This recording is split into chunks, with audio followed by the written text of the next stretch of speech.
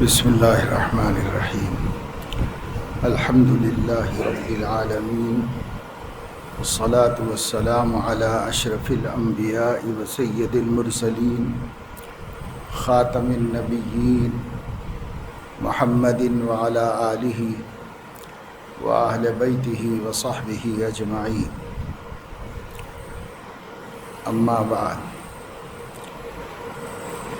قال اللہ تبارک و تعالی محمد الرسول اللہ والذین معه اشداء علی الکفار رحماء بینہم تراہم رکعا سجدا یبتغون فضلا من اللہ ورضوانا، صدق اللہ العظیم۔ چاروں خلفاء راشدین کا تذکرہ ہو چکا ہے اور گزشتہ جمعے میں حضرات حسنین کرام رضی اللہ عنہما کے فضائل و مناقب پر روشنی ڈالی گئی۔ حضرت حسن رضی اللہ تعالی عنہ کی شہادت تو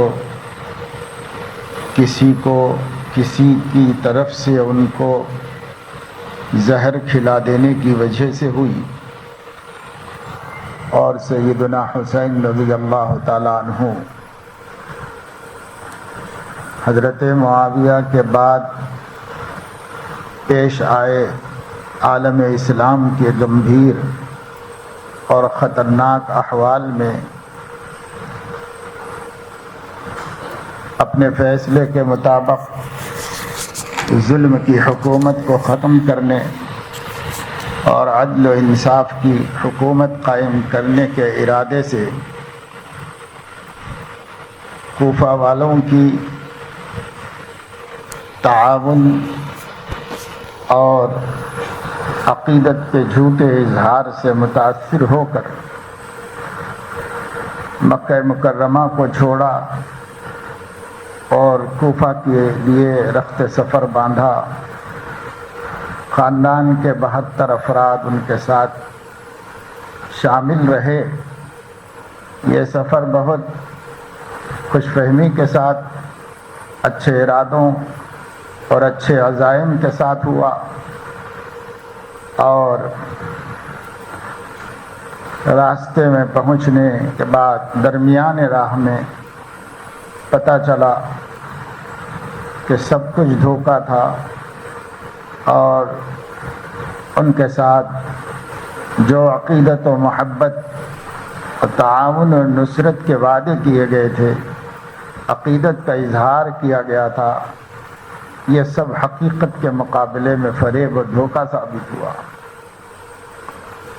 اور جب ایک طاقتور حکومت کی لشکر کے مقابلے میں بے سر و سامان مسافرانہ قافلے کو مقابلہ کرنا پڑا، تو ہمت تو آپ نے پھر بھی نہیں ہاری، اور بڑی جرأت، جسارت، شجاعت اور مردانہ دلیری کے ساتھ آپ نے اس لشکر جرار کا، مسلح لشکر کا مقابلہ کیا، نہتے اور خالی ہاتھ ہونے کے باوجود، کیونکہ آپ کوئی جنگ کے لیے نہیں گئے ہوئے تھے، آپ تو ایک اچھے منصوبے کے تحت تشریف لے گئے تھے، اور آپ کو اس صورتحال کے پیش آنے کا کوئی خطرہ نہیں تھا۔ لیکن بہرحال ایسی سچویشن میں گر گئے تھے کہ جہاں یا تو باطل کے آگے سرنڈر ہو جانا تھا، یا پھر حق کے راستے میں جان میں شہادت نوش کر لینا تھا۔ ظاہر ہے کہ نواسۂ رسول سیدنا حسین رضی اللہ تعالیٰ عنہ اتنے پست ہمت نہیں ثابت ہو سکتے تھے کہ وہ سمجھوتا کر لیتے اور اپنی جان بچا کر عیش و آرام کی زندگی کو اختیار کرتے۔ انہوں نے خطبہ دیا تھا، اس میں فرمایا کہ میں دیکھ رہا ہوں کہ میرے نانا کا دین مٹ رہا ہے اور دین اپنے راستے سے ہٹ رہا ہے، یا تو میں مقابلہ کر کے اور مقابلے میں کامیاب ہو کر اپنے نانا کے دین کی حفاظت کروں گا اور عدل و انصاف پر مبنی حکومت کا قیام عمل میں لاؤں گا، یا پھر اس کی کوشش کرتے ہوئے راہ خدا میں جان دے دوں گا اور اپنی آخرت کامیاب کر لوں گا اور بنا لوں گا۔ یہ بالکل درست فیصلہ، ٹھیک فیصلہ تھا۔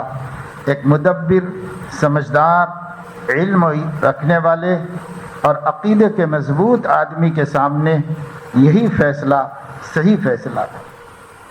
اس فیصلے کے بعد انہوں نے اس ظالم حکومت کے ظالم لشکر کے ساتھ مقابلہ کیا اور جتنی اللہ نے طاقت دی تھی سب صرف کر دی۔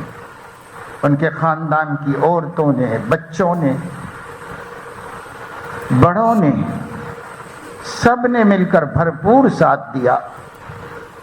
حالانکہ انہوں نے فرما دیا تھا کہ اب میں تو دو ٹوک فیصلہ کر چکا ہوں، آپ لوگوں میں سے جس کو اس کی ہمت نہ ہو وہ واپس چلا جائے تاکہ امن و امان سے مکے میں رہ سکے۔ لیکن ان کے قافلے کا ایک فرد بھی واپس نہیں گیا، سب کے سب ان کے ساتھ اس آسمانی آزمائش کا سامنا کرنے کے لیے تیار ہو گئے۔ اللہ تعالیٰ کو دکھانا تھا اور اپنے حبیب صلی اللہ علیہ وسلم کی پیشین گوئیوں کا پورا کرانا تھا اور دنیا کو آپ کی اولاد کی عزیمت اور ہمت اور حق کے راستے میں قربانی اور شہادت کے جذبوں کا سبق دینا تھا۔ اس لیے اللہ تبارک و تعالی شانہ نے ان کے لیے اس میدان کربلا میں شہادت ہی مقرر فرمائی، فتح مقدر نہیں کی۔ چنانچہ وہ اپنے خاندان کے رفقا کے ساتھ، کئی افراد کے ساتھ اس دنیا سے رخت سفر باندھا اور جام شہادت نوش کیا۔ یوں حضرت حسین رضی اللہ تعالیٰ عنہ بھی اس دنیا سے کامیاب تشریف لے گئے۔ حضرت حسین رضی اللہ تعالیٰ عنہ اور حضرت حسن رضی اللہ تعالیٰ، دونوں بھائی، سیدہ فاطمہ کے دو ہی بیٹے ہیں، ایک حضرت حسن اور ایک حضرت حسین، اور حضرت علی رضی اللہ تعالیٰ عنہ کو اور بھی اولاد ہے، لیکن حضرت فاطمہ رضی اللہ تعالیٰ عنہ سے، اس بیوی سے جن کی زندگی میں انہوں نے کوئی دوسرا نکاح نہیں کیا، ان کی وفات حضور علیہ السلام کی وفات کے صرف 6 مہینے کے بعد ہو گئی۔ پھر حضرت علی نے اور بھی نکاح فرمائے اور ان کی اور بھی اولاد ہے، لیکن حضرت فاطمہ سے یہ 2 بیٹے اللہ نے عطا فرمائے تھے۔ انہوں نے ہی حضور علیہ السلام کی زیارت کی، انہوں نے ہی حضور علیہ السلام کی صحبت اختیار کی، یہی حضور علیہ السلام کے حین حیات ان کے گھر کے بچے تھے۔ اس لیے ان پر آپ کی توجہ، التفات، محبت، تربیت، سب چیزوں کا اثر ہے۔ آپ سوچیں کہ حضور علیہ السلام کے بعد حضرت ام سلمہ رضی اللہ تعالی عنہا ام المومنین کے گھر میں ان کی خدمت کرنے والی ایک خاتون کے بیٹے حضرت حسن بصری رحمہ اللہ جب بڑے ہوئے اور نبی کے گھرانے میں بڑے ہوئے، نبی کی بیوی کے گود میں کھیلا، لیکن انہوں نے نبی کو نہیں دیکھا، نہ نبی کی صحبت پائی اور نہ نبی کے زمانے میں پیدا ہوئے۔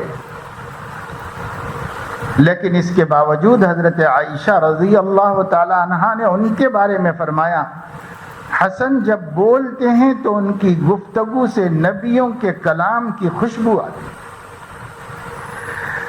اگر نبی کے بعد نبی کے گھر میں اور ام المومنین کے سائے میں پلنے والے حسن کا یہ مقام ہو سکتا ہے علم کا، معرفت کا، تقوی کا، طہارت کا، کہ نبیوں جیسا کلام کرنے کی شان پیدا ہوئی ہے۔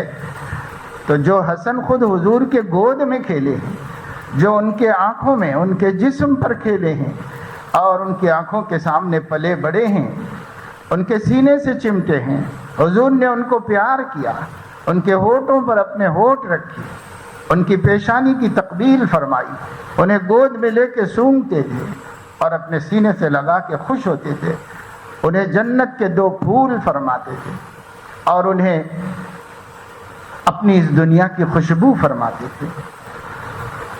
ایسا پیار، ایسی محبت سے جس حسن کو آپ نے پالا ہو، ان کا علم، ان کی معرفت، ان کی سوچ، ان کا تقوی اور ان کی طہارت کا کیا حال ہو سکتا ہے؟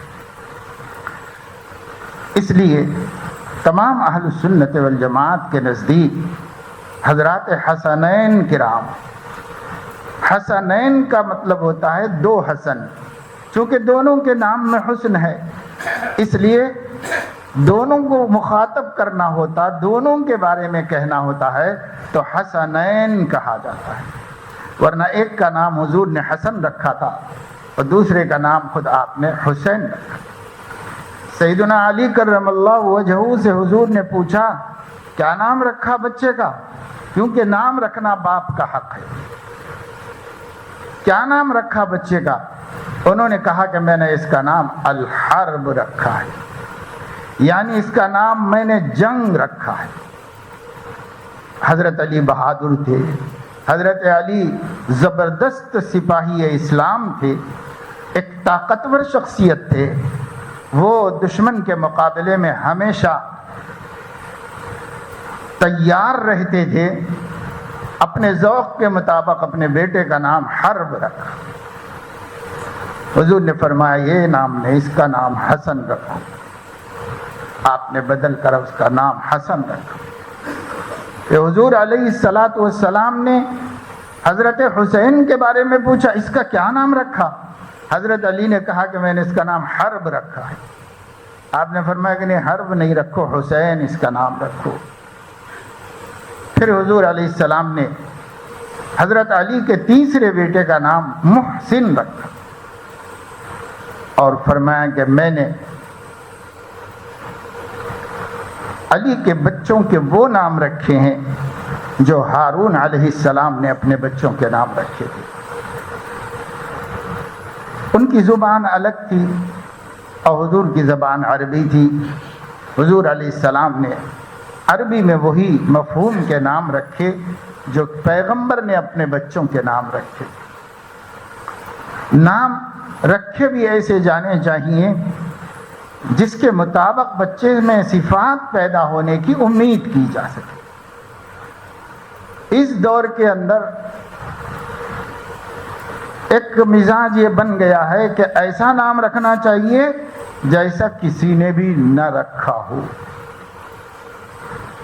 اب ویسا سوچنے کے واسطے، ویسا رکھنے کے واسطے جب اسلامی ناموں کو دیکھتے ہیں ڈکشنری میں یا آج کل انٹرنیٹ میں سہولت ہو گئی ہے اور اسلامی ناموں کی پوری انڈیکس مل جاتی ہے نیٹ کے اوپر، اب اس کے اندر ڈھونڈتے رہتے ہیں تو جو اسلامی نام ہے وہی جو 1400 سال سے رکھے جا رہے ہیں، وہی سب نام اسلامی نام ہیں۔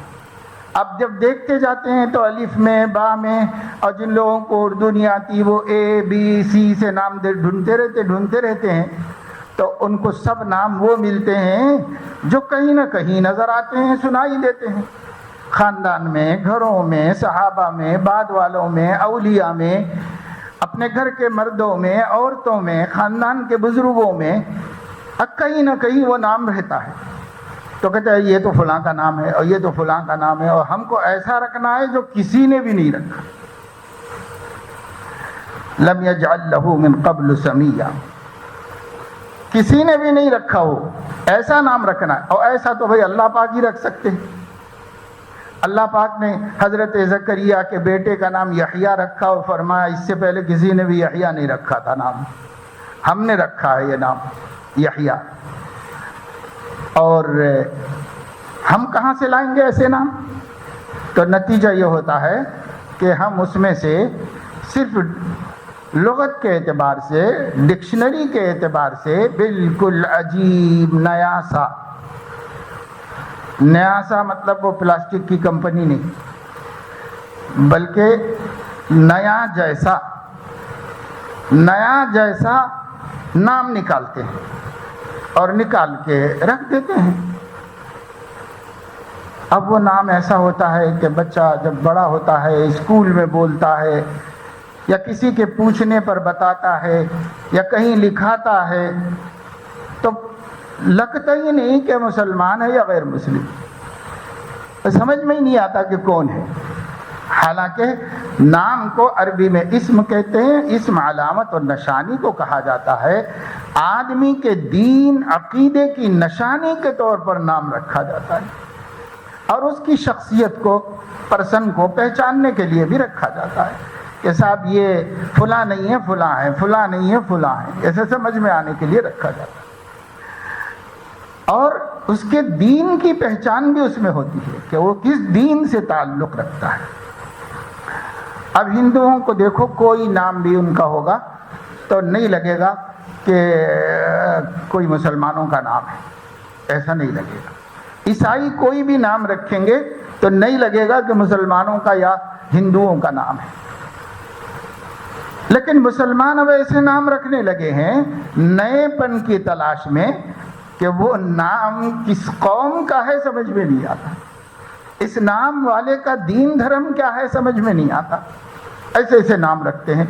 بعض مرتبہ ابا کا نام جوڑ دیا جائے تو پھر بھی سمجھ میں آتا ہے، کیونکہ ابا کے جو ابا تھے وہ سمجھدار تھے، انہوں نے مسلمانوں کا جیسا نام رکھا تھا، اس لیے ان کے نام کو جوڑ دینے سے سمجھ میں آ جائے گا۔ لیکن اس کا نام اکیلا رکھ دیا جائے یا اس کے بعد اس کے بیٹے کے ساتھ اس کے باپ اس کا نام جوڑا جائے تو سمجھ میں آنا مشکل ہے کہ کس مذہب کا ہے۔ خیر، یہ الگ بات ہے۔ حضور علیہ السلام نام بدل دیتے تھے اگر کسی کے نام میں آپ کو کھٹک ہوتی، نام بدل دیتے۔ کئی صحابہ اور کئی صحابیات کے نام حضور نے بدل دی۔ جب وہ کسی کام سے آپ کے پاس آئے یا وہ اب مسلمان ہونے کے لیے آئے، پہلے سے مسلم نہیں تھے، تو حضور نے ان کا نام پوچھا، کیا نام ہے جناب کا؟ انہوں نے اپنا نام بتایا تو فرمایا اچھا نام نہیں، اس کو بدل دیو، یہ نام رکھو۔ تو نام اچھا ہونا چاہیے، نام سے نیک فعل لیا جا سکنا چاہیے، نام کے معانی سے ان صفتوں کے پیدا ہونے کی امید کرنا چاہیے۔ اسی لیے نبی کے نام رکھنے چاہیے، انبیاء کے نام رکھنا چاہیے، اولیاء کے نام رکھنے چاہیے، صحابہ کے نام رکھنے چاہیے۔ صحابہ کے نام تو اگر ڈکشنری کے اعتبار سے اس کا مفہوم کچھ صحیح نہ بھی ہو تب بھی صرف صحابی کا ہونے کی وجہ سے رکھنا چاہیے اور ان کی نسبت کے آثار اور برکات اور انوار کے پیدا ہونے کی امید رکھنا چاہیے۔ یہ اس لیے نام رکھے جاتے ہیں۔ لیکن وہ نیا سب سے الگ، سب سے عجیب کے واسطے یہ ہوتا ہے۔ ایک اس کی وجہ سے ایسی غلطی ہوتی ہے، دوسرے اس وجہ سے ہوتی ہے کہ والدین جو ہوتے ہیں، یعنی بچے پیدا ہونے والے بچے کے ماں باپ، والدین، ابو امی دونوں انگلش میڈیم ہوتے ہیں، ان کو اردو میں کوئی کتاب ناموں کی دیکھنا نہیں آتا اور نیٹ پر بھی اردو میں ہے تو پڑھنا نہیں آتا، تو یہ لوگ انگلش والا نکالتے ہیں۔ تو جو انگلش والا ورژن ہوتا ہے کہ ناموں کا، اس کو دیکھتے ہیں تو وہ انگریزی میں جس طرح پڑھ لیتے ہیں ویسا ہی نام رکھ دیتے ہیں۔ حالانکہ عربی کے نام انگریزی زبان میں لکھے جائیں گے تو اس کی اسپیلنگ چینج ہو جائے گی اور اس کو کوئی دوسرا آدمی جو جانتا نہیں ہے عربی، وہ جب اسی طرح پڑھے گا جیسے لکھا ہوا ہے تو بہت سی تبدیلیاں اس کے اندر ہو جاتی ہیں۔ جیسے مکہ کو مکہ پڑھتے ہیں، جیسے محمد کو زبر کی جگہ ای ہونے کی وجہ سے بہت سے لوگ محمد پڑھتے ہیں، جو اردو نہیں جانتا وہ پڑھتا ہے۔ اب ہم کو چونکہ نام معلوم ہے اس لیے کیسا بھی لکھو ہم محمد ہی پڑھیں گے۔ لیکن جو غیر مسلم ہے، جو نہیں جانتا حضور کے نام کی اسپیلنگ، وہ اس کو اپنے تلفظ میں پڑھے گا۔ پھر انگریزی کا برٹش تصور اور تلفظ الگ ہے اور امریکن الگ ہے، اور دنیا میں دونوں زبانوں میں لوگ انگریزی سیکھتے ہیں۔ یا تو برٹش انگریزی سیکھتے ہیں جس کے بارے میں کہا جاتا ہے کہ وہ زیادہ فصیح و بلیغ ہے، یا پھر انگریزی تلفظ اور لہجے میں سیکھتے ہیں جس کے بارے میں کہا جاتا ہے کہ بس اس میں لفاظی زیادہ ہے اور اسٹائل جو ہے بڑا مرعوبانہ اسٹائل ہے، باقی ہے کچھ بھی نہیں اس میں، ادب اور فصاحت و بلاغت۔ تو بہرحال وہ زبان ہو یا وہ انگریزی ہو، کوئی سی انگریزی ہو، لیکن عربی کو جب انگریزی میں شفٹ کیا جائے گا تو تلفظ بدل جائے گا، اور جب تلفظ بدل جائے گا تو عربی اتنی نازک زبان ہے کہ اگر آپ زیر کو زبر کر دو، معروف کو مجہول کر دو، مجہول کو معروف کر دو، تو بھی مفہوم بدل جاتا ہے، اس کے معنی تک بدل جاتے ہیں، تھوڑا سا بھی چینج کر دو، کیونکہ عربی بہت نازک زبان ہے۔ ہر 3 حرف کے ملنے سے کوئی لفظ بنتا ہے، بامعنی لفظ بنتا ہے، اور زبر زیر کے بدلنے سے معنی بدل جاتے ہیں۔ یہ عربی زبان بہت فصیح و بلیغ زبان، وسیع زبان ہے۔ عربک ڈکشنریوں میں صرف شراب کے واسطے، بیر کے واسطے 1000 سے زیادہ لفظ ملتے ہیں، 1000 سے زیادہ نام ہیں شراب کے۔ اور اسی طریقے سے آپ کوئی سی بھی چیز کو دیکھ لو تو وہ ناموں کے مفہوم بدل جاتے ہیں، معنی بدل جاتے ہیں۔ بعض لوگ فون کرتے پوچھتے ہیں مولانا اس کے کیا معنی ہیں، مولانا اس کے کیا معنی ہیں۔ ہم کہتے ہیں بھائی وہ کون سی زبان کا لفظ ہے، کیونکہ ہمارے واسطے تو بالکل نیا سا ہوتا ہے، تو ہم کہتے ہیں کون سی زبان کا لفظ ہے، تو عربی کا ہے مولانا۔ کہاں دیکھے؟ انٹرنیٹ پہ دیکھے، اسپیلنگ بولو تو وہ انگریزی میں بتاتے ہیں، ABCD ایسے اسپیلنگ بتاتے ہیں۔ ہم نے کہا بھائی عربی انگریزی میں نہیں ہوتی، عربی عربی ہی میں ہوتی ہے، عربی کی اسپیلنگ بولو کہ وہ یا ہے، الف ہے، فا ہے، میم ہے، جیم ہے، یہ عربی عربی ہی میں بولو اس کی اسپیلنگ۔ تو وہ ان کو معلوم نہیں رہتی، اور جب معلوم نہیں رہتی تو ہم کو یہ نہیں معلوم رہتا کہ یہ جو لفظ بول رہے ہیں اس کا ترجمہ عربی میں کیا ہوتا ہے، یہ ہمیں نہیں معلوم ہوتا۔ بہرحال یہ تو بات ایک نکل گئی، میں نے بتا دیا، کام آئے گا، اپنے گھروں میں بتاؤ اماؤں کو، یا جب آپ کی اولاد ہو تو ماشاءاللہ اس وقت میں اس کا فائدہ اٹھاؤ کہ نام ایسا رکھنا چاہیے جس نام سے سب سے پہلے ہمارا دین، ہمارا عقیدہ معلوم ہو جائے، ہم کس عقیدے کے آدمی ہیں سب سے پہلے یہ معلوم ہو جائے۔ ایسا نام اپنی اولاد کا رکھنا چاہیے، مرد ہوں یا لڑکیاں ہوں، دونوں کا یہی رکھنا چاہیے۔ یہ پہچان ہے ہماری، ہمارا نام ہمارا نشان ہے، ہماری پہچان ہے، تو اس لیے رکھنا چاہیے۔ بہرحال اللہ کے نبی صلی اللہ علیہ وسلم نے حسن، حسین اور محسن نام رکھا، اور سب کے ناموں میں حسن ہے، اور حسن کے معنی صرف چہرے کی خوبصورتی کے نہیں ہوتے۔ حسن عربی زبان میں ہر کام کی اچھائی کو کہا جاتا ہے، ہر بات کی اچھائی، ہر کام کی اچھائی کو حسن کہا جاتا ہے۔ جو اچھا نہیں ہوتا اسے قبیح کہا جاتا ہے، جو اچھا ہوتا ہے اس کو حسین کہا جاتا ہے، اور اس کا مادہ اور اصلی حروف ح سین نون حسن ہے۔ اور اس حسن سے حضور نے ایک نواسے کا نام رکھا حسن، بہت خوبصورت، خوب سیرت، اعمال میں بھی بہت بڑھیا اور شکل میں بھی بہت بڑھیا۔ اور شکل میں اس لیے بڑھیا کہ حضرت حسن کے بارے میں حضرت ابو بکر فرماتے تھے، حضرت انس فرماتے تھے، پوری شکل و شباہت اپنے نانا کی لائی تھی ان لوگ، حضور علیہ السلام جیسے ہی تھے پورے، تو پھر وہ کتنے حسین ہوں گے۔ تو وہ حسن ظاہر بھی رکھتے تھے، اور حضور نے اس سے فالے نیک لیا کہ میرا یہ بچہ بڑا ہوگا تو یہ حسن اعمال، حسن اخلاق، حسن افکار، حسن نظریات، ہر چیز میں حسن اس کے اندر ہوگا. اس کا عقیدہ حسین، اس کی عبادت حسین، اس کے اخلاق حسین، اس کے کردار حسین، اس کے اعمال حسین، ہر چیز حسین ہو جائے گی. اس لیے آپ نے اللہ سے اچھی امید کر کے حرب کے بجائے ان کا نام رکھ دیا حسن. پھر حضرت حسین کا بھی یہی نام رکھ دیا. حسین عربی میں فعیل کے وزن پر ہے، جو تصغیر کے لیے استعمال ہوتا ہے. تصغیر بھی آپ کیا سمجھیں گے؟ یوں سمجھو کہ حسن کے معنی ہے بڑا حسن اور حسین کے معنی ہے چھوٹا حسن. تو حضور علیہ السلام نے ان کا نام حسین رکھ کر یہ بتایا بڑا بھائی ہے، یہ چھوٹا بھائی ہے، اور کمالات میں بھی یہ بڑا ہے اور یہ اس کا چھوٹا ہے. دونوں کو اللہ تعالیٰ نے ایک دوسرے سے، نبی پاک صلی اللہ علیہ وسلم نے ناموں کے ذریعے ان کی سیرت کا اظہار فرما دیا.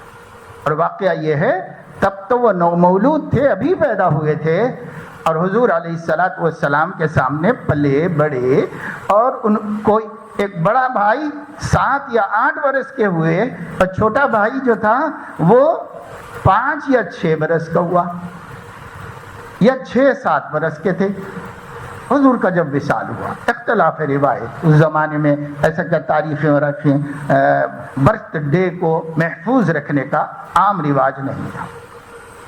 اس لیے جو اندازہ تخمینہ قائم کیا کہ حضرت حسن کب پیدا ہوئے، تو سن 3 ہجری میں پیدا ہوئے رمضان کے مہینے میں، اور حضرت حسین سن 4 ہجری شعبان کے مہینے میں پیدا ہوئے.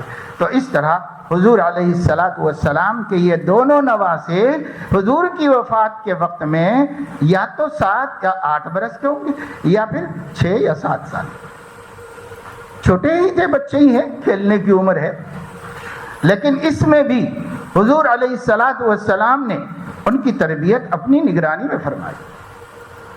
جو باپ مربی ہوتا ہے، جو باپ مربی ہوتا ہے، جس کی شان تربیت کی ہوتی ہے، اولاد پر شفیق اور مہربان ہوتا ہے، وہ اپنی اولاد کی غلطیوں کو نظر انداز نہیں کرتا، بلکہ ٹوکتا ہے حکمت و شفقت سے اور اس کی اصلاح کر دیتا ہے. جو نظر انداز کرتا ہے وہ ناہنجار باپ ہوتا ہے، اور اس میں تربیت کی شان نہیں ہوتی، اور وہ اپنے بچوں کو ایسی ہی بد اخلاقیوں پر بڑا کر دیتا ہے جو آگے چل کر ان کی ذلتوں کا سبب بنے. سماج میں وہ رسوا ہوتے ہیں، اور سبب باپ ہوتا ہے کہ اس نے بچپن میں ہر چیز کو لاڑ پیار کے نام پہ نظر انداز کر دیا ہر چیز کو. پھر سیکھے گا کب اور سکھائے گا کون؟ جب بڑا ہو جائے گا تو ساتھی سیکھتے بھی سکھاتے بھی نہیں ہیں. تو اس وجہ سے حضور علیہ السلام چھوٹوں کی بھی تربیت کرتے تھے، بڑوں کی بھی. اللہ کے نبی صلی اللہ علیہ وسلم حضرت فاطمہ تو اب ماں بھی بن گئی تھیں، حضرت علی تو والد بھی بن گئے تھے اپنے بچوں کے، لیکن پھر بھی ٹوکتے تھے. یہ ایسا کیوں کیا؟ ایسا نہیں کرنا چاہیے، ایسا کرنا چاہیے. حضرت فاطمہ کو ٹوکتے تھے، ایسا کیوں کیا؟ ایسا نہیں کرنا چاہیے. حضور علیہ السلام، میں نے حضرت علی کی سیرت میں آپ کو بتایا کہ ایک دن حضور علیہ السلام گھر میں تشریف لائے تو دیکھا کہ حضرت فاطمہ کچھ رنجیدہ بیٹھی ہوئی تھی اور اکیلی تھی. گئے آپ ایسے وقت میں تھے کہ دونوں مل جائیں، کیونکہ قیلولہ عرب لازماً کرتے تھے، اس لیے دوپہر میں گھر ہی میں ہوتے سب لوگ. تو حضور علیہ السلام ایسے ہی وقت میں گئے تھے کہ دونوں مل جائیں. ایک تو اپنا بھائی تھا چچا زاد، مگر بیٹے کی طرح پلا ہوا تھا گھر میں، اور دوسرے تو بیٹی ہی تھی، اور سب سے چھوٹی اور پیاری اور چہیتی بیٹی. تو دونوں سے ملنے کا مقصد سے گئے، آپ تشریف لے گئے. تو حضور علیہ السلام نے دیکھا کہ حضرت فاطمہ رنجیدہ بیٹھی ہے، حضرت علی ہے نہیں گھر میں. تو پوچھا کیا بات ہے بیٹا، کہاں ہیں تمہارے شوہر؟ تو انہوں نے کہا کہ ابا جان آج گھر میں آئے تھے، لیکن کسی بات پہ ہماری تھوڑی کھٹپٹ ہو گئی اور ناراض ہو کے چلے گئے. اور میں رنجیدہ ہو کے بیٹھی ہوئی ہوں. ناراض ہو کے شوہر چلے گئے تو آج کی کوئی بیوی تھوڑی ہے کہ اسے کوئی پرواہ نہ ہو کہ شوہر ناراض ہے کہ راضی ہے. کیا مطلب ہے اس سے؟ اور وہ تو اس کا دماغ یہ کہتا ہے کہ دیکھنے تو کب اس کا جو ہے دماغ ٹھکانے لگتا ہے اور کب گھر آتا ہے. آنے تو جب آئے گا دیکھا جائے گا. شوہر بیوی کے بارے میں یہ سوچتا ہے اور بیوی شوہر کے بارے میں یہ سوچتی ہے. ٹھکانے لگنے تو دماغ دیکھا جائے گا.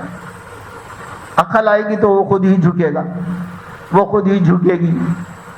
ایسا ہمارا کلچر ہے. کیوں؟ تربیت نہیں ہوئی. تربیت ہوتی ہے کھانا کھلانے کپڑے پہنانے سے نہیں, بلکہ تربیت ہوتی ہے خلوق محمدی سے آراستہ کرنے سے. حضرت محمد صلی اللہ علیہ وسلم اخلاق کا اعلیٰ نمونہ ہے. آپ کو کائنات میں کہیں اس سے بہتر اخلاق نہیں ملیں گے. کیریکٹر آپ سے اچھے ڈھونڈ لو دنیا میں, کہیں ملنے والے نہیں. کسی بھی سید, سردار, قائد, کسی بھی قوم کے بڑی سے بڑی شخصیت کو دیکھو, ان کی اچھے سے اچھی زندگی ہوگی بے شک. ہر قوم میں اچھے لوگ ہوئے ہیں اور ہیں آج بھی, لیکن آپ کو وہ معیار نہیں ملے گا اور وہ سطح نہیں ملے گی اخلاق کی جو حضرت محمد صلی اللہ علیہ وسلم میں اللہ نے رکھی تھی. ان کو اللہ نے بنایا تھا, ان کی تربیت اللہ نے فرمائی تھی. اللہ کے کسی کام میں قرآن بار بار کہتا ہے آسمان کو دیکھو, زمین کو دیکھو, سورج کو دیکھو, تاروں کو دیکھو, دن رات کے آنے جانے کو دیکھو, دن کے چھوٹے ہونے, کبھی دن کے بڑے ہو جانے, کبھی رات کے چھوٹے ہونے, کبھی بڑے ہو جانے, کبھی دن رات کے برابر ہو جانے. اس میں غور کرو, اس میں دیکھو. اور دریاؤں میں دیکھو, نہروں میں دیکھو, چشموں میں دیکھو, اونچے اونچے پہاڑوں میں دیکھو, بڑے بڑے درختوں میں دیکھو, چھوٹی چھوٹی لہلہاتی ہری بھری کھیتیوں میں دیکھو, زمین میں دیکھو, ریت میں دیکھو, صحرا میں دیکھو, گلستہ میں دیکھو. دیکھو دیکھو دیکھو. سارا قرآن کہتا ہے ادھر دیکھو, ادھر دیکھو, ادھر دیکھو, ادھر دیکھو, یہ دیکھو, وہ دیکھو. سب دکھاتا ہے اللہ اپنے کو دکھانے کے واسطے. اپنے کو دکھانے کے واسطے سب دکھاتا ہے, کیونکہ وہ تو نہیں دکھ سکتا, اس کی قدرت کے مظہر اور اس کی قدرت کے کرشمے دکھ سکتے ہیں, اس لیے وہ سب دکھاتا ہے. ادھر دیکھو, ادھر دیکھو, ادھر دیکھو, بار بار دیکھو. سورہ ملک میں فرمایا کہ آسمان کو دیکھو, پھر تیسری دفعہ دیکھو اور بار بار دیکھو. کہیں شگاف ہے, کہیں اس کے اندر تڑک ہے, کہیں ٹوٹا ہوا ہے, کہیں کوئی دروازہ ہے, پھر دیکھو, پھر دیکھو. اللہ تعالیٰ بار بار دکھا رہا ہے. کیوں دیکھو؟ اللہ کو پہچاننے کے واسطے دیکھو, اللہ کو جاننے کے واسطے دیکھو. بڑے بڑے مفسرین نے لکھا ہے قرآن میں جو اللہ رب العزت نے کائنات کی طرف دیکھنے کے لیے ہمیں سینکڑوں آیتوں میں دعوت دی ہے, وہی مناظر ایسے ہیں کہ جن کے دیکھنے والے کو اللہ تعالی کی معرفت حاصل ہوتی ہے, اور اگر پہلے سے ایمان والا بھی ہے تو اس ایمان کو دلیل و برہان و ثبوت مل جاتا ہے. دیکھو تو, کیونکہ محققین کے نزدیک بغیر دلیل کا ایمان بھی مقبول ہے. اس لیے پہلے سے ایمان ہے تو وہ مضبوط ہو جاتا ہے, مدلل ہو جاتا ہے, اور اگر پہلے سے نہیں ہے تو یہ غور و فکر کرنا ایمان تک پہنچا دیتا ہے, یہ معرفت اسے مومن بنا دیتی ہے. لیکن ائمہ اسلام فرماتے ہیں کہ سائنسدانوں کے دیکھنے کا کوئی اعتبار نہیں, اس لیے کہ وہ کائنات میں غور و فکر تو کرتے ہیں, ریسرچ کرتے ہیں, تحقیق کرتے ہیں, مگر ان چیزوں کے خالق اور مالک کو پہچاننے کے واسطے نہیں کرتے, بلکہ ان چیزوں کے فوائد اور اس کے حقائق کو جاننے کے واسطے کرتے ہیں. اس لیے ان کی نظر وہیں تک اٹکتی ہے, اس سے آگے نہیں بڑھتی. وہ ان مظاہر کو ٹکرا کے رک جاتی. وہ زمین کو دیکھیں گے, زمین کو دیکھ کے رک جائے گی. وہ آسمان کو دیکھیں گے, آسمان کو دیکھ کے رک جائے گی. وہ چیز کو بھی دیکھیں گے, بس وہیں اٹک کے رہ جائے گی. اور جو کائنات کی مخلوقات میں غور کرتا ہے اس کے خالق کو پانے کے واسطے، اس کے مالک کو جاننے کے واسطے، اور اس خالق و مالک کی قدرت کے اندازے کرنے کے واسطے، تو اس کو اللہ ملتے ہیں، ہر چیز میں اللہ ملتے ہیں۔ عربی کا ایک چھوٹا سا سہل ممتنع شعر ہے، فی کل شیء لہ آیۃ تدل علی انہ واحد۔ ہر چیز میں اللہ کی وحدانیت کی دلیل موجود، جدھر نظر اٹھا کے دیکھو خدا کے ایک ہونے کا ثبوت موجود ہے، خدا کے ایک ہونے کی دلیل موجود ہے، جدھر دیکھو، فی کل شیء، ہر چیز میں۔ وما خلق اللہ من شیء اولم یتفکروا اولم ینظروا الی السماء والارض وما خلق اللہ من شیء۔ اس کی تفسیر میں مفسرین نے فرمایا ذرے ذرے میں خدا تعالی کی قدرت کا اعجاز موجود ہے، اور یہ معجزہ اس کے وجود کی دلیل اور اس کے ایک ہونے کی دلیل ہے۔ بلکہ فارسی کے ایک شاعر نے تو اور آسان طریقے سے سمجھایا، دنیا میں آپ جتنی بھی زمین میں کھیتی کرتے ہیں، باغبانی کرتے ہیں، تو گٹلیوں سے آم کا درخت نکلے گا، ہر درخت اس کی گٹلی سے زمین سے باہر آتا ہے، اور جو کھیتیاں ہیں ہر غلہ اس کے دانے سے، بیج سے وہ زمین میں ہوتا ہے اور اس میں سے نکل کے باہر آتا ہے۔ تو فرماتے ہیں کہ چاہے وہ بڑے بڑے ہونے والے درخت ہوں یا وہ چھوٹے چھوٹے پنڈلیوں پر کھڑی ہوئی کھیتیاں ہوں جو آپ کو غلہ اناج دیتی ہیں، یا وہ بڑے بڑے درخت ہوں جو آپ کو پھل فروٹ دیتے ہیں، ان سب کی ابتدا کو دیکھو، شروع میں ان کو دیکھو، چاہے وہ بڑی سے بڑی گٹلی سے نکل رہا ہو، چاہے وہ چھوٹے سے چھوٹے دانے سے نکل رہا ہو، رائی سے نکل رہا ہو، جب وہ نکل رہا ہوتا ہے تو اپنے وجود کو گول لپیٹ کے، اس کے پتوں کو اور اس کی گھاس کو جو بھی لے کے نکل رہا ہے فی الحال، اسے گول لپیٹ کے زمین میں سے بالکل ایسا نکلتا ہے جو ون دکھتا ہے، انگریزی کا نہیں، اردو کا ایک، وہ انگریزی کا تو اوپر منڈی ٹیڑھی رہتی اس کی، وہ نہیں، اردو کا ایک سیدھا نکلتا ہے نا، تو اس کو اب ہنسا دیکھو تو کون سا ہنسا نظر آئے گا؟ وہ پہلا ہنسا ایک نظر آئے گا، تو کہتے ہیں ہر گیا ہے کہ الضمیر رویت وحدہ لا شریک لہ گویت۔ زمین سے نکلنے والا ہر کوپل زمین پہ ظاہر ہوتے ہی کہتا ہے وحدہ لا شریک لہ، اللہ ایک ہے، اس کا کوئی ساجی شریک نہیں، یہ کہتا ہے۔ لیکن دیکھنے کو آنکھیں چاہیے نا، آنکھیں ہو تو نظر آئے گا، جن کو نظر آیا وہ یہ حقیقتوں کو بیان کر کے چلے گئے۔ اب ہم جب اس کو دیکھتے ہیں تو واقعی ایسا ہی ہوتا ہے، ایسا ہی ہوتا ہے، ہر کوپل اللہ کی وحدانیت کی شہادت بن کر باہر آتی، پھر وہ اتنا بڑا درخت بن جاتا ہے، تو پھر وہ درخت کا ایک ایک پتا، ان پتوں کا رنگ، ان پتوں کے اندر باریک باریک نسیں، آپ کسی پتے کو لے کے دیکھو، بیچ میں سے ایک بڑی نس جا رہی ہوتی ہے، اس میں سے باریک باریک نسیں ایسے نکلی ہوئی ہوتی ہیں جیسے پیڑ پہ خود ٹہنیاں نکلی ہوئی، ایسے ہر پتے میں، چاہے چھوٹا سے چھوٹا پتا کسی جنگل میں سے توڑ کے دیکھ لو۔ یہ قدرت کا نظام ہے، ربوبیت اور رزاقیت ہے کہ اس پتے کو رزق دینے کے لیے اس نے ایسا نظام رزاقیت بنایا ہے کہ عقلیں حیران۔ جو ایک چھوٹے سے پتے یا ایک چھوٹے سے پھول کی ایک پتی کے اندر اللہ کی قدرت کو جاننے سے عاجز ہے، وہ اللہ کی اتنی بڑی کائنات میں اللہ تعالیٰ کو کی قدرت کو کیسے جان سکتا ہے؟ مگر پھر بھی یہ قریب کرتے ہیں ہم کو. ان چیزوں میں دیکھنے سے ہم اللہ کی معرفت سے قریب ہوتے چلے جاتے ہیں. غور کرو، مگر صرف دیکھنا کافی نہیں ہے. دیکھنا تو ایک تماشا ہے. عبرت کی نظر سے دیکھنا، اس دیکھنے کو قرآن دیکھنا کہتا ہے.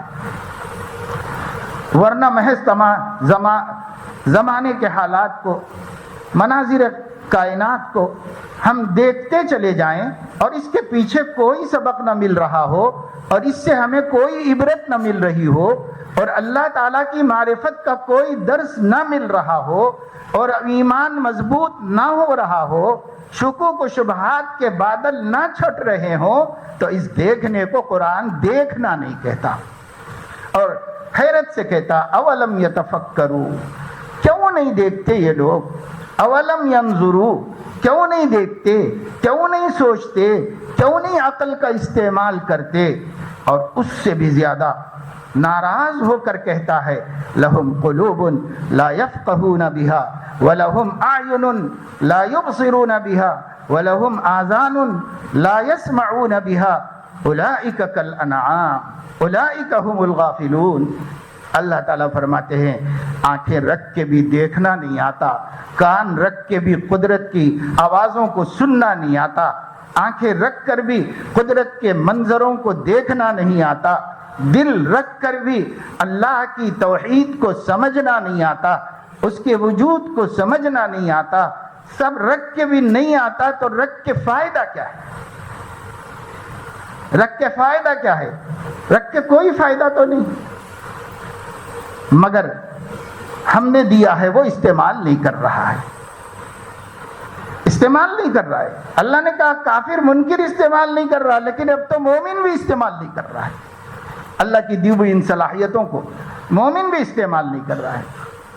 اللہ تعالیٰ فرماتے ہیں اگر دیکھنے کی طرح دیکھنا ہوتا، سننے کی طرح سننا ہوتا، سمجھنے کی طرح سمجھنا ہوتا تو قرآن تو کیا، یہ کائنات کی کتاب بھی اس کو ہدایت دینے کے لیے کافی ہوتی. اللہ تعالیٰ نے قرآن اللہ کی کتاب ہے اور عظیم اور سب سے بڑی کتاب ہے. اللہ نے قرآن جیسی کتاب میں اپنی 2 کتابوں کو پڑھنے کا بار بار حکم دیا ہے. 2 اور کتابیں ہیں اللہ تعالیٰ کی، ان کو پڑھنے کا بار بار حکم دیا ہے. اور وہ کون سی ہے؟ تورات انجیل نہیں، وہ تو منسوخ ہو چکی. یہ 2 کتابیں منسوخ نہیں ہیں، قیامت تک رہیں گی اور ان کے پڑھنے کا حکم ہے. کون سی 2 کتابیں ہیں؟ ایک کائنات میں پھیلی ہوئی قدرت خداوندی کی نشانیاں، دوسرے اپنے سر کے بالوں سے پیر کے ناخن تک پھیلی ہوئی قدرت کی نشانی. یہ 2 کتابیں ہیں اللہ کی. سنوریہم آیاتنا فی الآفاق وفی انفسہم. ہم نے 2 کتابوں میں اپنے کو پہچاننے کے سب علامتیں رکھ دی ہیں، سب دلیلیں رکھ دی. کون سی؟ ایک ہمارے اطراف جو ماحول ہے کائنات کا، جس کو اردو میں ماحولیات کا سبجیکٹ کہا جاتا ہے. ماحول عربی کا لفظ ہے. ماحول کہتے ہیں جو اطراف میں ہے. ماحول جو ہمارے اطراف میں ہے اس کو ماحول کہتے ہیں. اور چونکہ اطراف میں بہت چیزیں ہیں تو اس کو ماحولیات کہتے ہیں. اب انگریزی میں کیا کہتے ہیں میں نہیں معلوم، آپ پوچھ لو کسی جاننے والے سے. ماحولیات ایک کتاب ہے اللہ کی، اور ہماری ذات ایک کتاب ہے اللہ کی. ہماری ذات کے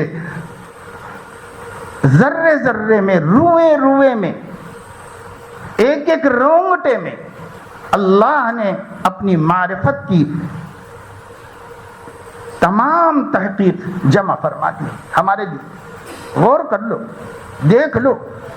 مگر وہ سائنسدانوں والی نظر نہیں.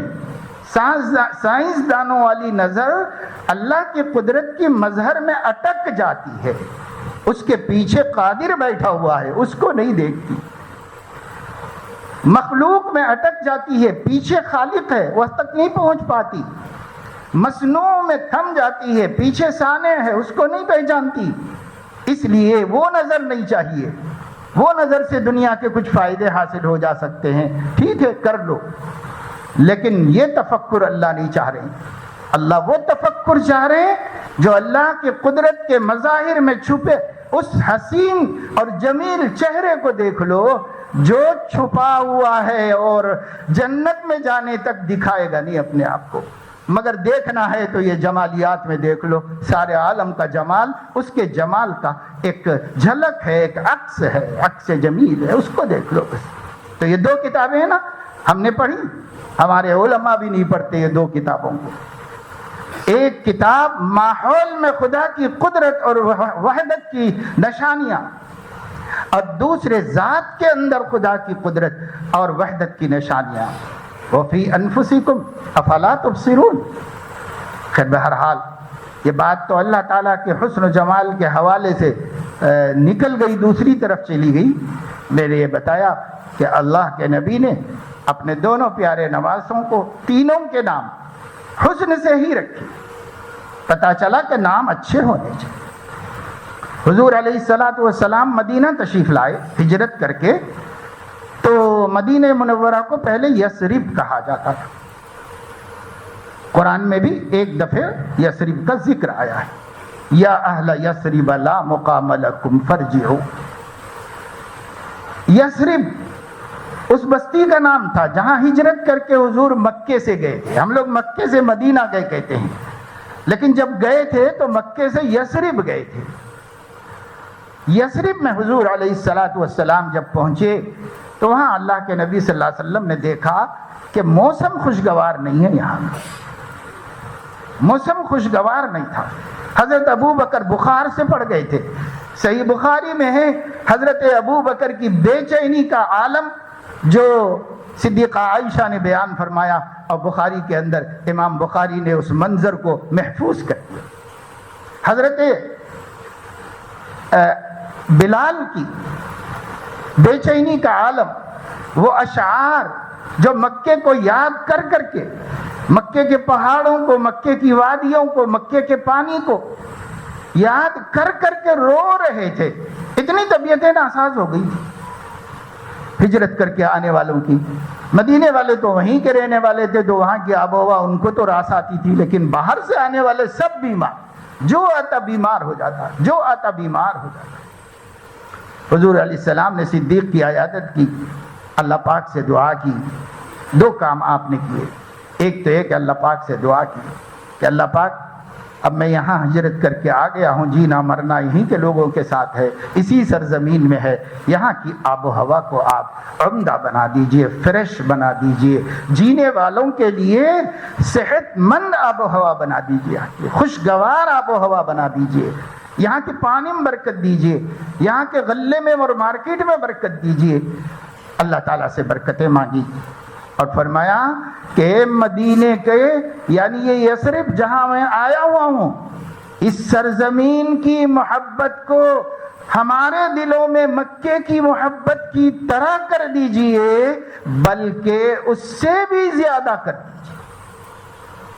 آج الحمدللہ سلیم الفطرت مسلمانوں کے قلوب میں عظمت تو مکہ مکرمہ کی سب سے زیادہ ہے، لیکن چاہت اور رغبت اور محبت مدینہ منورہ کی زیادہ ہے۔ جن کے دل سلیم ہیں اور جن کے دل دماغ بگڑ گئے ہیں ان کو تو ہم کچھ نہیں بول سکتے، لیکن جو سلیم الفطرت ہیں ان کے لیے مدینہ محبوب ہے رہائش کے اعتبار سے، مکہ عظیم ہے اپنے جلووں کے اعتبار سے، حق تعالی شانہ کے جمال و کمال کے اعتبار۔ لوگ کہتے ہیں کہ مکے میں جلال ہے اور مدینے میں جمال ہے، یہ صحیح نہیں۔ اگر مکے میں جلال ہوتا تو جو جاتا وہ جل کر خاکستر ہو جاتا، ہر جانے والا گناہوں کا انبار لے کے جاتا ہے، اب مکے میں جاتے ہی اس بھٹی میں جل کے ختم ہو جاتا، لیکن نہیں، وہاں اللہ کا جمال اپنا کرشمہ دکھا رہا ہے کہ ہر جانے والے کو اللہ تعالیٰ اپنے جمال کی عکس ڈال کر اس کو صاف ستھرا اور نیک اور صالح و متقی بنا کے بھیج دیتے۔ یہ نہیں کہنا چاہیے مکے میں جلال مدینے میں جمال، ایسے نہیں بولنا چاہیے۔ جلال ہم کیسے تقسیم کر سکتے ہیں؟ جلال بھی اللہ کی ایک صفت ہے، جمال بھی اللہ کی ایک صفت ہے، ہم کیسے تقسیم کر سکتے ہیں اس کو؟ خیر، حضور علیہ السلام نے ایک تو یہ کیا کہ اللہ سے دعا مانگ لی، اور جب انہوں نے دعا مانگ لی تو مقبول ہو گئی۔ آپ نے دعا کر دی، اللہ تعالیٰ جو یہاں بخار ہے، یعنی یہاں آنے والوں کو بخار چڑھ جاتا ہے، تو بخار ہے آب و ہوا میں، اور وہ بخار چڑھ کر سخت تکلیف میں مبتلا کر دیتا ہے، آپ اس بخار کو یہاں سے نکال کے مدینے کے باہر کسی وادی میں ڈال دیجیے، یہاں سے ہٹا دیجیے اس کو، تو بیماری ہٹ گئی، آب و ہوا معتدل ہو گئی، خوشگوار ہو گئی، صحت افزا ہو گئی حضور علیہ السلام کی دعا سے۔ اور دوسرے، آپ نے تدبیر کے درجے میں صحابہ سے یہ کہا، یثرب کے معنی سنگ لاخ اور سخت زمین کے ہیں، یہ کسی بستی کا اچھا نام نہیں ہے، اس کا نام بدل کے کوئی دوسرا اچھا نام رکھو۔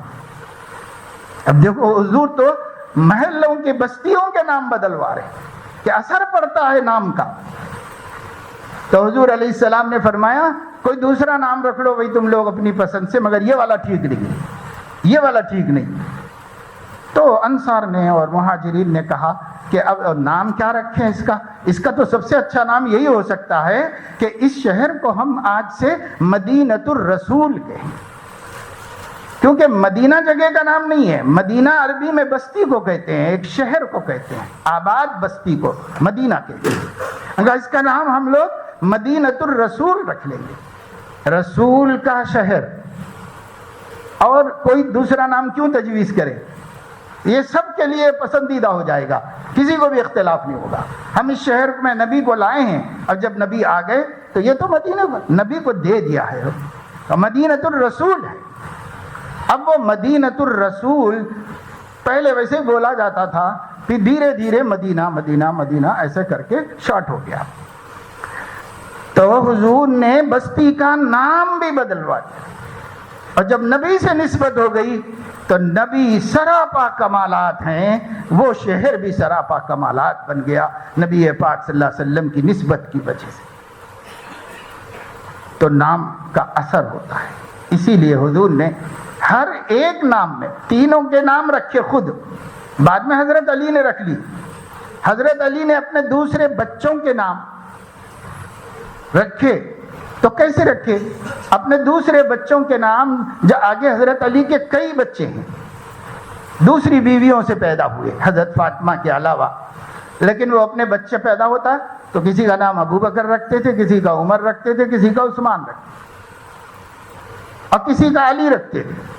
ان کی اولاد کے یہی نام ملیں گے آپ۔ جو شیعہ مذہب کے بڑے عالموں نے اپنے ائمہ کے تذکرے لکھے ہیں، سنیوں نے نہیں، شیعہ عالموں نے جو اپنے ائمہ کے تذکرے لکھے ہیں، 12 اماموں کے اور ان کی اولاد، جیسے ان کے تذکرے انہوں نے لکھے ہیں تاریخ سے جمع کر کے، تو وہ پڑھو تو پتہ چلے گا حضرت علی ہی نہیں، 12 کے 12 امام اپنی اولاد کے نام یا تو ابو بکر یا عمر، ابو بکر عمر، ابو بکر عمر رکھتے تھے۔ کیوں؟ اس لیے کہ انہیں معلوم تھا کہ یہی دو نبی کے سب سے زیادہ چہیتے اور پسندیدہ ہیں، اور اپنے بچوں کے نام نبی کے پیاروں کے نام میں نہیں رکھیں گے تو کس پہ رکھیں گے؟ اس لیے ائمہ تو رافضی اور شیعہ نہیں تھے نا، 12 کے 12 امام سنی تھے، تو ان اماموں نے اپنی اولاد کے نام صحابہ کے نہیں، صرف شیخین کے نام رکھے۔ پڑھو، میں ایک دفعہ پڑھ رہا تھا، پوری لسٹ کی لسٹ ہے، ان کے بچے کا نام عمر، ان کے بچے کا نام عمر، ان کے بچے کا نام عمر، بچے کے بچے کا نام عمر، وہ کوئی ابو بکر، کوئی عمر، کوئی ابو بکر، کوئی عمر، یہی نام رکھے ہوئے ہیں 12 کے 12 اماموں نے اپنی اولاد۔ اس کے علاوہ بھی کچھ ہیں، لیکن زیادہ تر یہ نام استعمال کیے انہوں نے۔ یہ ثبوت ہے اس بات کا کہ نہ اہل بیت کو خلفائے راشدین سے بغض تھا، اور نہ خلفائے راشدین کو اہل بیت سے کسی قسم کی دل میں تنگی تھی۔ کیسے ہو سکتی تھی؟ اگر ہوتی تو ایمان ہی نہ ہوتا۔ اس وجہ سے ان کے دلوں میں ان کی چاہت تھی، ان کی محبت تھی، ان کا احترام تھا، ان کی عزت تھی، اور اسی وجہ سے وہ لوگ بھی ان سے محبت کرتے تھے اور ان کے نام اپنے بچوں کے نام رکھنا پسند کرتے تھے. خیر بہرحال اللہ کے نبی نے جو نام رکھے ان تینوں ناموں میں حسن کو رکھا. اب حسن ہمارے محاورے میں خالی چہرے کی خوبصورتی کو کہا جاتا ہے، لیکن عربی زبان میں حسن ہر چیز کے جمال کو کہا جاتا ہے. اب حضور نے یہ نام کیوں رکھا؟ اس لیے رکھا کہ میرے یہ بچے، میری بیٹی کی اولاد اور میرے چچا زاد بھائی علی کی اولاد، ان کے چہرے پر جسم جسامت کو تو اللہ ہی نے حسین بنا کے پیدا کر دیا ہے، اب اسی طریقے سے ان کے اخلاق بھی حسین ہو جائیں، ان کے اعمال بھی حسین ہو جائیں، ان کے عقیدے بھی حسین ہو جائیں، ان کی نظریہ و فکر بھی حسین ہو جائے، ان کی صفات بھی حسین ہو جائیں، ان کے عزائم اور ارادے اور ہمتیں بھی حسین ہو جائیں، ہر چیز میں حسن آ جائے. اور دنیا کی آنکھوں نے دیکھ لیا کہ ان دونوں بچوں کے اللہ تعالیٰ نے وہ کردار انسانیت کے سامنے لائے ہیں کہ وہی دو کردار تمام مشکل مواقع پر اس امت کے لیے رہنما بن سکتے ہیں. بڑے بھائی نے صلح کے ذریعے امت کے امن کو پسند کر لیا اور چھوٹے بھائی نے جان قربان کر دی حق کی حمایت میں اور اللہ کے نبی کے دین کی حفاظت میں. بس یہی دو چیزیں ہمارے پاس ہیں، یہی دو اسوہ ہیں. جب وقت آئے مقابلے کا تو حسینی کردار سے بھیڑ جاؤ، اور جب وقت آئے امن اور آشتی کا تو حسنی کردار کو پیش کر دو. یہی دو چیزیں ہیں دنیا میں، اب کچھ بھی نہیں. اللہ نے ایک بیٹے کو، ایک نواسے کو ایک حال کا اسوہ بنا دیا، دوسرے کو دوسرے حال کا اسوہ بنا دیا. جہاں موقع امن کا نہیں ہے، جہاں موقع صلح کا نہیں ہے، سمجھوتے کا نہیں ہے، شریعت اس کی اجازت نہیں دیتی، دین میں اس کی گنجائش نہیں ہے، تو وہاں حسینی کردار کام کرے گا. اور جہاں صلح، سمجھوتا اور آپس میں مصالحت سے کام چل سکتا ہو وہاں حسنی کردار کام کرے گا. دو نمونے ہماری ضرورت ہے، ہر دور کی ضرورت ہے، ہر دور کی ضرورت ہے، ہر مقام کی ضرورت ہے. ہم اپنی ازدواجی زندگی میں، خاندانی زندگی میں، اپنی ملازمت والی زندگی میں، اپنی معاشرتی زندگی میں کہیں بھی کوئی صورتحال پیش آئے گی، یا آپ کو حسن بن جانا پڑے گا یا حسین. تیسرا کیا راستہ ہے؟ ہاں، چونکہ حضور علیہ السلام نے حسنی کردار کی، ان کے بچپن میں پیشین گوئی کر کے مسلمانوں کو ان کی مبارکبادی دی تھی، اس لیے ترجیح حسنی کردار کو ہوگی کہ پہلے اس کو دیکھا جائے مصالحت کا راستہ کیا نکلتا ہے، اس کو ترجیح دی جائے. اس میں صحابہ کو امن ملا، اس سے اس زمانے میں تمام عالم اسلام کو امن ملا، کیونکہ حضرت حسن نے بہت عالی ظرفی سے کام لیا، بہت وسعت قلبی سے کام لیا، محض امت مسلمہ کے خون ریزی سے بچانے کے واسطے. تو اس لیے پہلے اسی کو استعمال کیا جاتا ہے اور اسی سے کام نکالنے کی ہر آن کوشش کرنا چاہیے. ورنہ عربی کا مقولہ ہے آخر الحیل السیف، آخری تدبیر تلوار ہوتی ہے. یہ پہلی تدبیر نہیں ہے جیسا اب مسلمانوں میں ہو گیا ہے. آئے دن روزانہ شاید ہی کوئی دن گزرتا ہوگا کسی مسلمان نے کسی مسلمان کو قتل نہ کر دیا. ہمارے شہروں، دور کا چھوڑو، پورے ملک کی بات نہیں کر رہا ہوں میں، یہی ہمارے اطراف اکناف میں، حیدرآباد اور اس کے اطراف میں، تلنگانہ کے اضلاع میں، بس اسی پر بھی دیکھ لو، شاید ہی کوئی دن گزرتا ہوگا جب مسلم کا قاتل بن کر سامنے نہ آتا ہے، مسلم کے ہاتھ سے اپنی جان گنوا دیتا ہے. اذا التقى المسلمان بسيفيهما فالقاتل والمقتول في النار. جب دو مسلمان اپنی اپنی دونوں تلواریں لے کر ایک دوسرے سے بھیڑیں گے تو قاتل بھی جہنم میں جائے گا، مقتول بھی جہنم میں جائے گا۔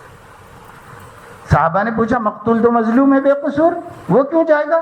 کہا نہیں، وہ تو اتفاق ہے کہ دوسرے نے پہلے مار دیا، ورنہ یہ بھی تو ان کی جان لینے ہی گئے تھے، لہذا اپنی نیت کے مطابق یہ بھی جہنم میں جائیں گے اور وہ اپنے عمل کے مطابق جہنم میں جائے گا، دونوں جہنم ہی جائیں گے۔ جنت میں کہاں جا سکیں گے؟ مسلمان جب آپس میں لڑیں گے تو دونوں جہنم میں جائیں گے۔ یہ حالت ہماری ہو گئی ہے مسلمانوں کی۔ اور ہمارے نبی کے نواسے نے جوانی میں، کوئی زیادہ عمر تو پائی بھی نہیں انہوں نے، کھڑی جوانی میں حکمت، مصلحت، تدبر اور سمجھ اور عالی ظرفی کا کیا حال تھا کہ کہیں میرے نبی کی امت کا خون نہ بہے، کہیں جنگ کی نوبت نہ آ جائے، اس لیے کیا حرج ہے؟ معاویہ بھی تو ایک مسلمان ہیں اور اکابر صحابہ میں سے ہیں، میں اپنا حق ان کو دے کے صلح کر لیتا ہوں، ہو سکتا ہے لوگ تھوڑا مجھے برا بھلا کہہ دیں، لیکن میرا اللہ تو خوش ہو جائے گا اور میرا نبی تو خوش ہو جائے گا کہ میرے ذریعے سے امت کا خون بہنے سے بچ گیا۔ یہ سوچ تھی، یہ ہم جیسے تنگ نظر لوگ نہیں کہ معمولی اپنے مفادات کے لیے امت کا خون کر دیتے ہیں، امت کے مفادات کا نقصان کر دیتے ہیں، شخصی مفادات کے لیے۔ ہمارے جیسے لوگ نہیں تھے، وہ نبی کے گود میں پلا ہوا جوان تھا، وہ نبی کی نظر میں بڑا ہوا تھا اور وہ فاطمہ کی گود میں تھا، اس نے فاطمہ رضی اللہ تعالیٰ عنہ کا دودھ پیا تھا، وہ حضرت علی کا جانشین تھا، وہ کیسے چھوٹے ظرف والا ہو سکتا تھا؟ ہمیں انہیں دیکھ کر اپنے ظرف بڑے کرنا چاہیے، انہیں دیکھ کر اپنے دل کو شادہ کرنا چاہیے، اپنے بھائیوں کے لیے، سگے بھائیوں کے لیے، اپنی سگی بہنوں کے لیے، اپنے پڑوسیوں کے لیے، اپنی ماں کے لیے، اپنی اولاد کے لیے۔ آج ہمارے دل تنگ ہو گئے ہیں، ان کو دیکھو، ان کے آئینے میں اپنی شکلیں دیکھ لو، کتنی قبیح و مکروہ ہوئے ہیں، بس دنیا کے بندے بن گئے۔ عبد الدینار، عبد الدرہم، عبد الخطیفہ، حضور نے فرمایا کپڑوں کا بندہ، دینار کا بندہ، درہم کا بندہ، لوگوں ان کے بندے نہ بنو۔ یہ خود حضرت علی رضی اللہ تعالیٰ عنہ کا ارشاد گرامی ہے، اللہ کے بندے بنو۔ کن چیزوں کے بندے بن رہے ہو؟ ان کے ظرف بڑے تھے، وہ ظرف ان سے سیکھنے ہیں، سبق لینا ہے۔ خالی جو ہے سینہ کو بھی کر لینے سے، ہائے ہائے وائے وائے کر لینے سے، دو جھوٹے آنسو بہا لینے سے ہم حضرت حسن اور حضرت حسین کے وفادار اور ان کے جانشین نہیں بن سکتے، ہم ان کے چاہنے والے نہیں بن سکتے۔ تبھی بنیں گے جب ہمارے ظرف میں کشادگی آئے، جب ہماری سوچ اتنی عالی ہو، جب ہمارا علم ہو، جب ہماری نظر میں تدبر و تفکر ہو، تب ہم حسنی اور حسینی کردار کے حامل بن سکتے ہیں۔ آج کوئی بن کے تو بتائے، اللہ کا پیارا بن جائے گا، زمانے کا چہیتا بن جائے گا، اللہ اس کے ذریعے سے آج بھی امت کو وہ نعمتیں عطا فرمائیں گے جو نعمتیں ان کے ذریعے سے اس زمانے میں دی، آج بھی دیں گے اللہ اس شخص کے ذریعے سے جو شخص ان کے کردار کا اپنے آپ کو محور، اپنے آپ کو محل بنا لے اور ان کے کردار کا جانشین بنا لے اپنے۔ اس لیے ان حضرات کا تذکرہ صرف ٹائم پاس کرنے کے لیے، معلومات بڑھا لینے کے لیے نہیں کیا جاتا ہے۔ ان حضرات کا تذکرہ اتنا مبارک تذکرہ ہے کہ اس سے ہمارا ایمان بڑھنا چاہیے، ہماری صفات میں انقلاب آنا چاہیے، ہماری سوچ تبدیل ہونا چاہیے، ہمارے اندر صالح تبدیلیاں آنی چاہیے، ہمارے بہت گرے پڑے خیالات ختم ہو جانے چاہیے، ہمارے نظریات، چھوٹے اور تنگ نظریات ختم ہو جانے چاہیے۔ ان کو پڑھ کر، ان کو سن کر، ان کی سیرت کو دیکھ کر، ان کی زندگی کے ایک ایک ادا کو، ایک ایک لمحے کو دیکھ کر ایک طرف ان پر قربان ہو جانا چاہیے، دوسری طرف انہی صفتوں کا اپنے کو مظہر بنا لینا چاہیے۔ اللہ کرے کہ ہمیں یہ بات سمجھ میں آئے اور ہم حضرات خلفائے راشدین اور حضرات امہات المومنین، بنات طاہرات اور حضور علیہ الصلاۃ والسلام کے اہل بیت اطہار کی صفات سے اپنے آپ کو متصف کریں، ان کی سیرت کو سمجھیں، ان کی زندگیوں کو جانیں اور ان جیسا بننے کی کوشش کریں۔ آمین وآخر دعوانا الحمدللہ رب